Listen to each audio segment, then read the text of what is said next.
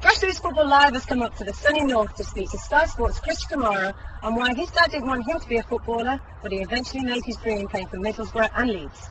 How did you actually become a footballer?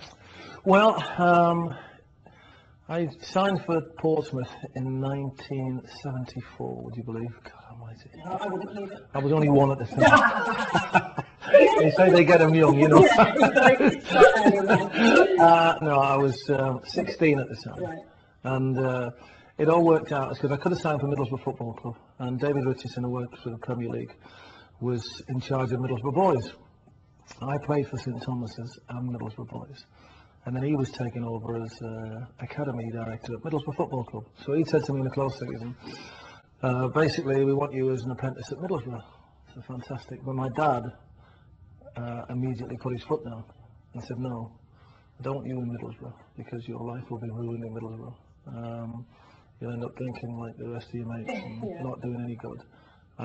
You've got to join the armed forces. He was in the armed forces, he was in the Navy. That's how he got to this country. They docked at Middlesbrough after the war, and he stayed there.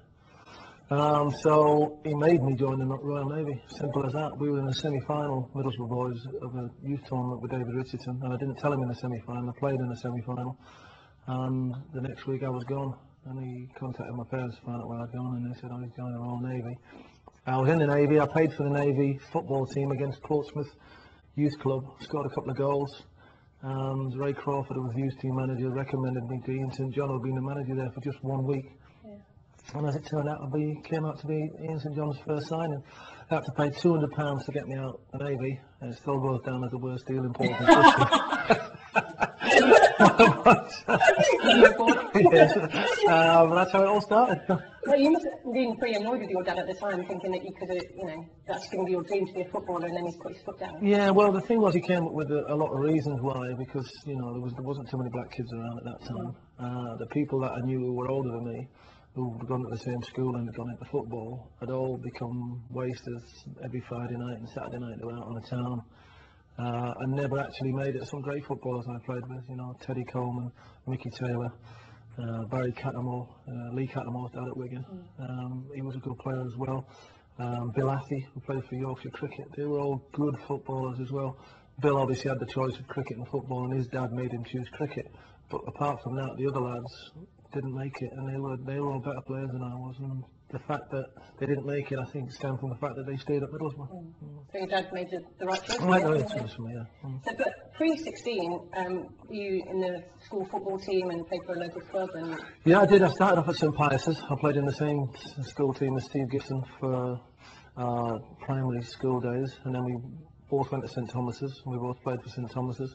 I was probably the best player in the football club, in the school, and played for Middlesbrough Boys, represented them all the time, got in the team, and then on Sundays I played for Beechwood and Easterside Youth Club, which was a young, scrawny 13, 14-year-old black kid against men, which certainly taught me a lot. Yeah.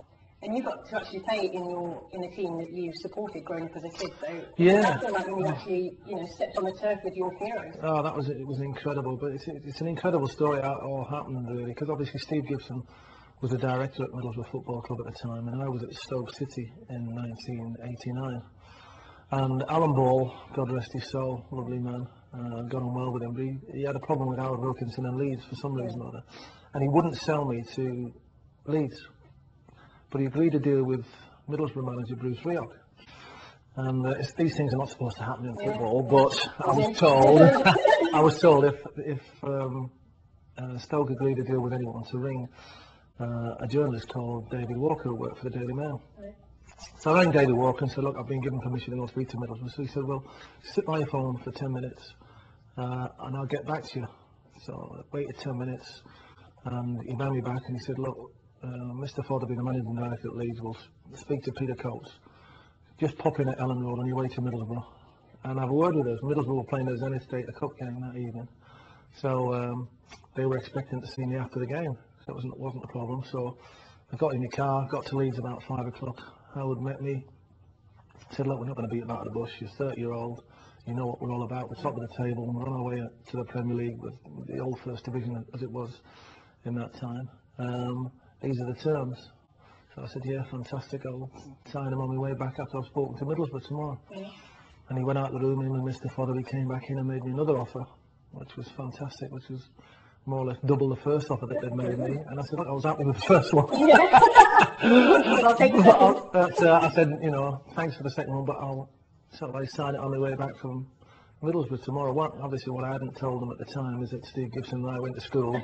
He'd been really behind it. I didn't want to let him down. I wanted to do everything right. I didn't want him having a go at me. So they went back out the room again and they made me an offer that I just couldn't refuse.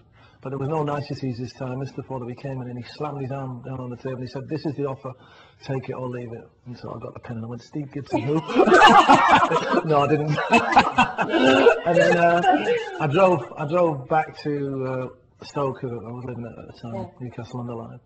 And I felt rotten. You know, I should have been the happiest that I'd been, you know, because obviously I'd had the choice between two clubs, you know, that I'd, so like I said, one was my ambition, one was my dream. Got back home and Middlesbrough rang about 9:30, Bruce Rioch said, I'm in the boardroom after the game, where are you? So I said, oh, sorry Bruce, I said, but I stopped off at Ellen Road on the way up there. And I said, he said, nobody does that to me or Middlesbrough Football Club, you'd be a very sorry young man.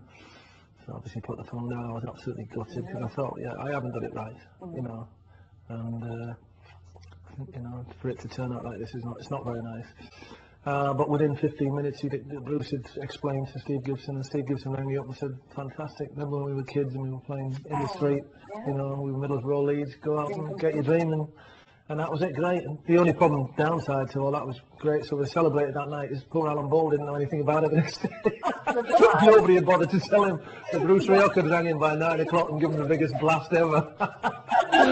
So, but yeah, that's how it came. You know, I was picked to go and play for Middlesbrough boys, and I wanted them to be picked. I didn't want to use my influence to get them to an academy, which I regret now.